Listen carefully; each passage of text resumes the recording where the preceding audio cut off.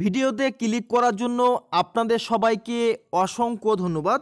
নতুন করে 4660টি শূন্যপদে 4660টি শূন্যপদে sub inspector এবং কনস্টেবল পদে নিয়োগ শুরু হয়েছে। নতুন বিজ্ঞপ্তি প্রকাশিত করেছে government of India, ministry of রেলওয়ের তরফ থেকে এই নিয়োগ করা হবে। তো এখানে টোটাল কতগুলি শূন্যপদ বললাম? 4660টি শূন্যপদ রয়েছে। কোন কোন পদে নিয়োগ শুরু হয়েছে? এখানে সাব ইন্সপেক্টর এবং কনস্টেবল পদে নিয়োগ করা হবে। তো এই সাব ইন্সপেক্টর পদে আবেদনের যোগ্যতা কি লাগবে, বয়স কি লাগবে, চাকরি হওয়ার পরে কত টাকা প্রতি মাসে বেতন দেওয়া হবে এবং কনস্টেবল পদের ক্ষেত্রে যোগ্যতা, বয়স, বেতন বিস্তারিত তথ্য আলোচনা করা হবে আজকের ভিডিওতে। ভিডিওটি স্কিপ না করে আপনারা সম্পূর্ণ দেখুন। সুবর্ণ সুযোগ চাকরি প্রার্থীদের জন্য নতুন করে সাব ইন্সপেক্টর এবং কনস্টেবল পদে নিয়োগের নতুন বিজ্ঞপ্তি প্রকাশিত হয়েছে। এখানে আপনারা দেখতে পাচ্ছেন যে যারা সাব ইন্সপেক্টর এবং কনস্টেবল পদে আবেদন করবেন যোগ্যতা বিষয়ে আমরা প্রথমে আলোচনা করব। দেখতে পাচ্ছেন কনস্টেবল পদে যারা আবেদন করবে ন্যূনতম মাধ্যমিক পাস হতে হবে।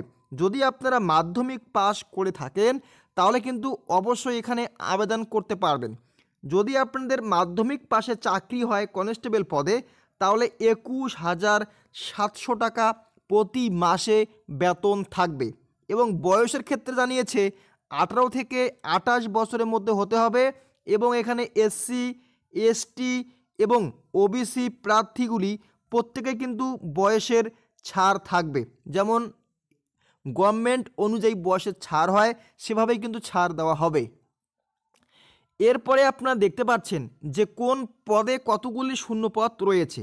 কনস্টেবল পদে শূন্যপদ রয়েছে 4208টি শূন্যপদ রয়েছে এবং সাব ইন্সপেক্টর পদে শূন্যপদ রয়েছে 452টি শূন্যপদ রয়েছে।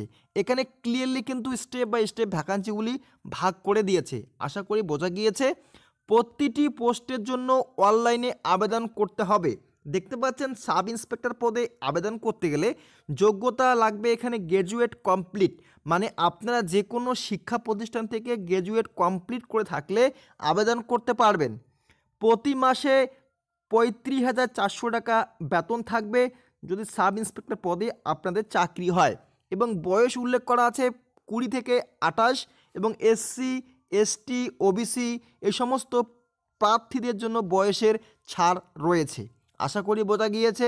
এরপরে আমরা চলে আসব এখানে কবে থেকে অনলাইনে আবেদন করতে পারবেন এবং আবেদনের শেষ তারিখ কবে এবং বিজ্ঞপ্তির নোটিফিকেশন নম্বরটাও কিন্তু আমরা এখানে উল্লেখ করে দিব এই ভিডিওর মাধ্যমে।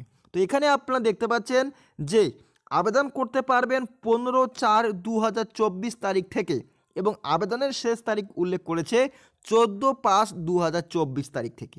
তো এই দুটি তারিখের মধ্যেই আপনারা মাঝখানেই সঠিকভাবে আবেদন করবে এবং এখানে নোটিফিকেশন নম্বরটা আপনারা দেখতে পাচ্ছেন যে এই নোটিফিকেশন নম্বরটা আপাতত উল্লেখ করছে এবং আপনারা বিজ্ঞপ্তি ডাউনলোড করতে পারবে ওয়েবসাইট থেকে।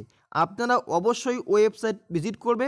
এখনও এই বিজ্ঞপ্তিটা সঠিকভাবে ওয়েবসাইটে পাবলিশ করেনি, এটা তোমাদের শর্ট একটা বিজ্ঞপ্তি জানিয়ে দিয়েছে, কিন্তু আবেদন শুরু হওয়ার আগেই কিন্তু আপনারা ওয়েবসাইট থেকে বিজ্ঞপ্তি ডাউনলোড করতে পারবে।